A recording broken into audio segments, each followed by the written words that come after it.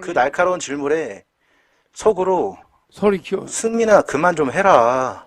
너는 다음에 대통령 하면 되는데 나 이제 나이도 있고 하니까 대통령 한번 해보고 죽자. 그러니까 제발 좀 이제 그런 질문 그만 던져라 라고 하는 표정이에요. 이 표정은요, 여러분. 네, 그런 표정입니다. 아닙니다.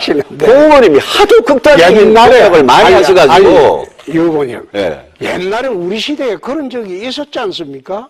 가장 그러니까, 공정하게. 그러니까 과거로 돌아가자니. 그때는 과거가 공고사가 있었죠. 네, 답답하니까 이제 그만 들을게요. 옛날이 좋아서. 아이, 참, 웃음밖에 안 나옵니다. 이게 대통령 하겠다는 사람의 답변. 자, 그리고, 자, 대통령 하겠다는 우리 허경영, 예, 보겠습니다. 뭐라고 하는지, 수능. 우리는 경제는 세계 11인데 실제 사교육 경제는 세계 11인데 교육은 세계 100입니다. 100위권에 머물고 있습니다. 그래서 저는 대통령이 되면은 기호 8번 허경영 후보인 저는 고등학교 3년 동안의 시험을 대학에 전공해야 될 과목 한 과목만 시험을 보고 나머지 과목은 교양 한 과목으로 시험을 보지 않습니다. 그러니까 사교육비는 일전도 들어가지 않습니다. 수능 시험을 폐지합니다. 아인슈타인이 우리나라에 오면은 서울대학에 들어갈 수가 없습니다. 물리학 배우로. 수능 시험에서 낙방합니다. 우리는 천재를 기르는 것이 아니라 천재를 바보로 만드는 교육을 하고 있습니다. 중국은 17,000불입니다. 1,700불입니다. GNP가. 우리는 그 10배 17,000불입니다. 근데 중국의 칭화대학은 세계 10위권에 들어갑니다. 우리 서울대학은 세계 100위권입니다. 저는 내신제를 폐지하고 등록금을 폐지해서 국가가 지원하며 고등학교 전체가 대학 들어갈 때 한 과목, 예를 들어서 영문과를 들어가려면 영어. 여기에 대한 네. 그 비전을 말씀해 주시기 바랍니다. 저는 청년의 참여를, 저는 청년들이 다른 직업보다 이 정치라는 직업을 좀 많이 택했으면 하는 게 제 바람이고요. 그리고 지금 저도 실제 그런 얘기를 많이 합니다. 제가 뭐 개인적으로 알거나 이렇게 좀 얘기를 할 만한 청년들이 있으면은 정치를 좀 많이 해라 이렇게 얘기를 하고 있는데, 아, 이게 지금 무슨 소리입니까? 이런 사람들이 꿈과 희망을 잃은 준비되지 청년들한테 않고 예정되지 않은 사람들이 미래를 구상해 주시겠습니까? 라고 했더니 청년 실업을 정치를 해결하기 해라. 위해서 정치를 해야 된다. 아, 정말. 청년의 문제를 해결하는 그 청년 정책뿐만이 아니고 좀 젊은 사람들의 시각으로 청년 문제 아닌 어떤 국가 전체에 적용되는 이 정책도 좀 청년들이 많이 참여를 해서 기성세대의 눈만으로 우리 사회의 모순과 문제를 바라볼 것이 아니라 미래 세대가. 그만 볼게요. 이거 무슨 교과서에 나오는, 그죠? 우리 학교 지식을 배운 사람이기 때문에 교과서적인 얘기만 하네요. 자, 우리 사람의 지식이 아니라 하늘의 지식을 알고 있는 허경영의 말 한번 들어보겠습니다. 우리는 2000년대에는 우리나라 설비 투자가 10%였습니다. 근데 2006년은 기업의 설비 투자가 1%입니다. 2007년은 거의 1%도 못 미칩니다. 이건 뭐냐 하면은 직장은 점점 줄어들고 일자리는 줄어들고 GNP는 올라갑니다. 이것은 고용 없는 성장이라고 그러죠. 그래서 저는 대통령이 되면은 중소기업에 취직하면은 매월 100만 원씩을 쿠폰을 줄 것입니다. 그러니까 중소기업 사장이 월급을 얼마를 주든 간에 국가에서 100만 원씩을 5년간 지원하겠습니다. 그래서 5년간 지원하는데 100만 원의 쿠폰은 물건을 살 수 있습니다.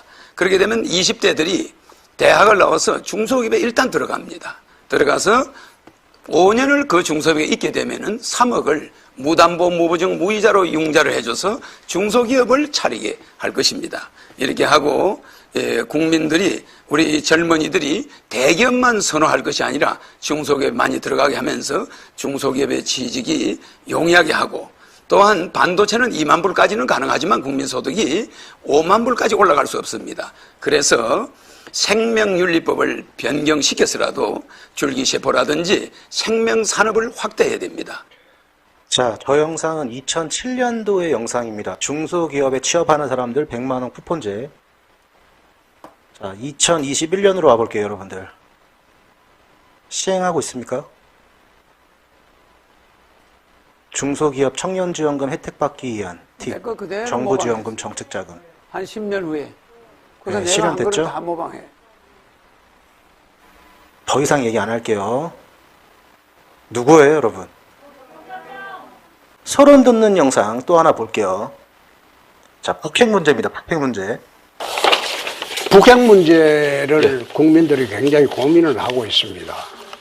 이게 어떻게 해결했으면 좋겠습니까? 저는 대통령이 되면 바이든 대통령하고 만나가지고 바로 북핵 문제부터 해결을 해보려고 합니다. 네, 어떻게 하시는 게 좋겠어요? 저도 마찬가지입니다. 저도 뭐 첫 정상회담은 당연히 미국하고 한미 정상회담을 하되 그 회담에 저는 제가 주장하는 핵 공유 이거를 만약 관철을 시키려면 어지간해서는 설득이 안 될 겁니다.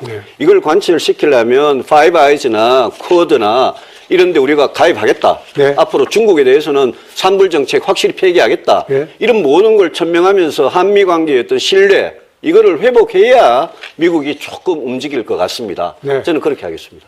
저도 똑같은 생각입니다. 네, 그냥 뜬구름 잡는 소리죠. 미국과 상의해서 북한 핵을 해결하겠다. 네, 구체적인 방안 없어요. 남북의 항구적인 평화를 위해서 미국에 있는 유엔 본부를 판문점으로 옮기고자 합니다. 저는 미국의 부시 대통령이 2001년도 저를 초청해서 한국의 3,000명의 정치인 중에 저 혼자만이 가서 부시 대통령을 만났었습니다.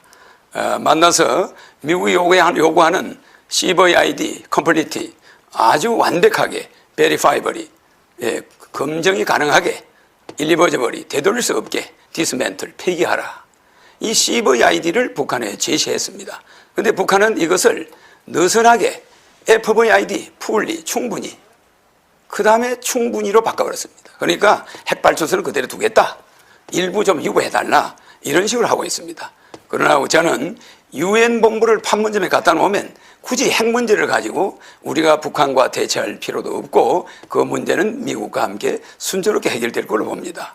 중국이 앞으로 페리스토리카가 되어가면서 중국이 민주공화국이 다섯 개로 생기면서 중국이 공산주의에서 해방될 날이 멀지 않았습니다. 그렇기 때문에 우리는 몽고와 통일을 하면서 저는 대통령이 되면은 남북 문제를 지금의 대통령들이 하고 있는 것을 지속하면서도 앞으로 남북 문제를 다자간 안보 체제로 미국, 중국, 미국, 러시아, 일본과 공동체로서 북한을 대응하면서 경제 협력을 계속하면서 북한의 자, 지금 말한 내용의 요점이 뭐냐면 판문점에 유엔 본부를 이제 옮겨오자고 한다는 거죠.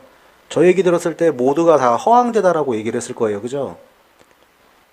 이거는 2021년입니다. 14년이 지난 후에 자, 똑같은 얘기 하는 건데 한번 보시죠. 대한민국이 이 세계적인 분단 국가고 유엔군이 제일 먼저 와서 30만 명이 죽었어. 18개 나라가 와서 피를 흘린 땅이야. 여기 유엔군의 피가 묻힌 땅은 한반도밖에 없어요. 유엔이 만들어지자마자 전쟁을 했으니까. 맞아요. 여기에 유엔군 묘지가 세계에서 제일 커. 여기에 유엔 본부가 와야 돼. 단독 유엔 본부 서울로 이전. 충격적인 소식에 일본 정부 난리 난 듯. 지금 슬슬 유엔 본부가 자 한국으로 온다라고 이렇게 내용이 나오고 있답니다. 여러분들 누가 대통령이 돼야 됩니까? 자, 제가 어제 영상에 보시면은 허경영 지지율이 2.2%라고 말씀드렸죠. 그 실제 지지율이고 이제 공약으로 통해 본 호감도는 지금 4.5%입니다. 여러분들 이걸 보고 어떻게 4명을 또 이겨야 되냐 이런 얘기나 하시는데 이미 이겼잖아요. 이미 토론회를 보면 이겼잖아요. 여기 그죠? 아무 생각 없는 사람 네, 이겼고 여기 중간에 이겼고 그럼 결론은 지금 요 지지율이 어떻게 돼야 된다? 네, 토론회 한 번만 하면 그냥 이렇게 돼버리는 거예요. 그러니까 우리가 뭐 선거 운동하거나 뭐 할 필요가 없어. 그냥 토론회 한 번만 하면 끝나. 이렇게 되는 거예요, 여러분들. 아시겠습니까?